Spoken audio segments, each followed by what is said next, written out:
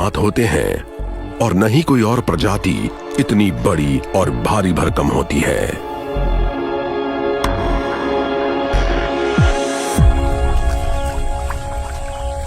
लेकिन वेलवेट अपनी ताकत की नुमाइश नहीं करती। जान बचाने की बात अलग है, वरना ये शायद ही कभी किसी पर हमला करती है।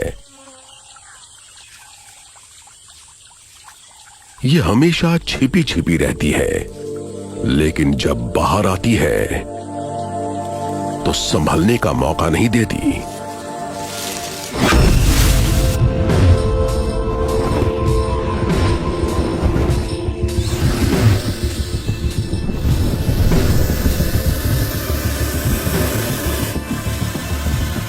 बेशक वेलवेट और थेल्मा अलग अलग कॉन्टिनेंट्स पर रहती हैं,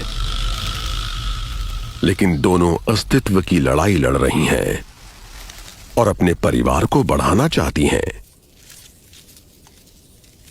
जीवन के चक्र को आगे ले जाना चाहती हैं। लेकिन इन लक्ष्यों को आप कैसे पूरा करेंगे अगर आपके पास थेल्मा की तरह चेतावनी देने की खास सहूलियत न हो, और ना ही आपके पास वेलवेट जैसा आकार, सब्र, घातक जहर और नुकीले दांत हों।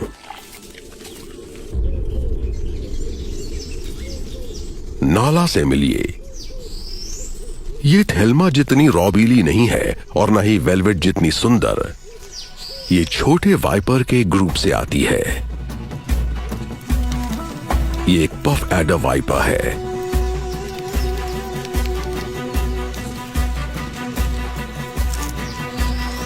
आकार छोटा होने के बावजूद ये प्रजाति अपने शिकार पर बहुत भारी पड़ती है। ये अफ्रीका से लेकर दक्षिणी अरब तक पाए जाते हैं। वाइपर की कोई और प्रजाति इतने बड़े इलाके में नहीं फैली। ये प्रजाति अपने वातावरण के हिसाब से ढलना जानती है। जंगल के अलावा ये इंसानी बस्तियों के आसपास भी जीना जानती है। ये कैमोफ्लाज में एक्सपर्ट हैं। हर वाइपर की त्वचा एक ही रंग की हो ये जरूरी नहीं। इसी की वजह से इन्हें कई बार पहचानना मुश्किल हो जाता है। लेकिन एक तरीका है और वो है इनकी पीठ पर,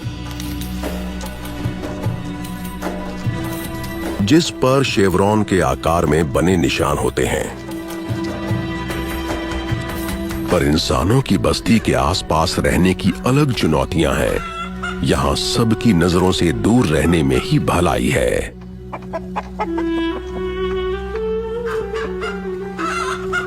वेलवेट किसी का शिकार बने उसकी संभावना बहुत कम है।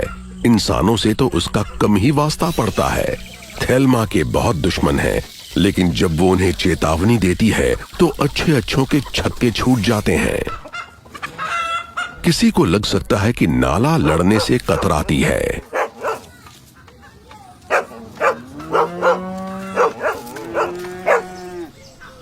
ये खतरे का सामना अलग तरह से करती है। ये छिपने की जगह ढूंढ लेती है। पर अगर उससे बात नहीं बनती तो ये हमला करने में कोई संकोच नहीं करती।